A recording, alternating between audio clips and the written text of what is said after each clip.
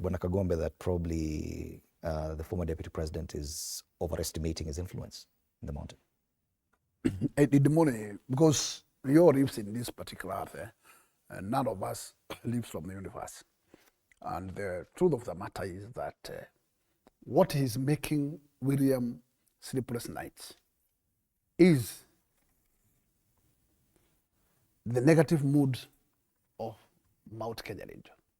His expectation, because I believe he consulted, and whoever he consulted by the time he decided to purge Gachagua out of the government, because nobody could sit here to mislead Kenyans that Gachagua walked out of the government. Gachagua was evicted out of the government through a purge of an impeachment. And that's how Gachagua found himself out of the government. Otherwise, Gachagua never resigned.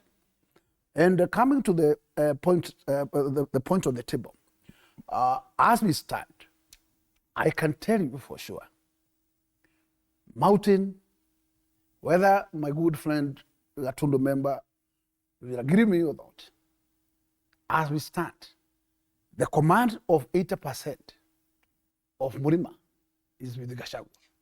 How different is it? Because there was a time a sitting president was from that region and he could not influence the region into seeing his direction politically. So what is so different right now? We need to agree on one thing, Demori. Remember, how did Mount Kenya found themselves on the backup of William Ruto? They backed William and they defied one of their own, because one of their own was taking them to the Luo Nyanza Raila pattern. But those people from Mountain took a stand and they decided whether Ruto, my good friend Uhuru Muigai Kenyatta has changed his opinion. Because remember, it is his pronouncement at Nakuru when he decided, when he proclaimed that actually he will serve 10 years and Ruto will serve 10. But in the middle, he changed the tone and he never gave back to the people, tell them why. Then he has just withdrawn the original promise. In that way, the people of Murima decided that in fact, because they have not seen what has costed the dropping of that promise, then they need to stick to the promise. And that's how, because William was no close to them. And no single week, William never stepped his foot in Mount Kenya. And then he became a darling of this mountain. Then what happened is that actually he was aware that there is only one thing that these people hate. And what they hate is a betrayal, a political betrayal. And the reason why currently there is that kind of wave, because as of now, they are watching, because politically they are also wise.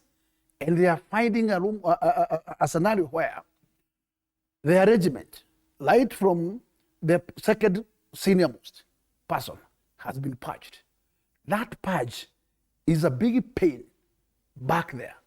Because everybody, including myself, I could not be able to keep singing the tune of William with that kind of purge. Because I believe that, in fact, such kind of small teething issues is a matter that could be dealt with at the party level. And at least anything which was wrong could have sorted. But because somebody deliberately wanted to finish Gachagua, then that's why the decision was made that Gachagua has to die politically. And that pain is still in the minds of Murima. And as of now, I can tell you for sure, going back, referring when Kibaki and Matiba were on the same political track, what happened then? There was a division. And that division was crafted by Kanu, the Moi regime. And they made sure that they should strike what we call division. And that's why they decided to popularize Matiba, so that they can ruin the popularity of Kibaki. And that way, they manage it. Today, William has the same plans. That is why he wants to create a division in the same Murima, to create a East and West. And those are politics that Murima cannot be able to be hoodwinked. For now, okay. They are more wise. It's one thing to sympathize with the former deputy president. It's another thing to elevate him to a different position as community leader. Even from an outsider looking in, do you think the former deputy president is overestimating his influence in the mountain? Yeah, first of all, as a millennial, we hate kingpinship politics. And I want to take you back to June 25th.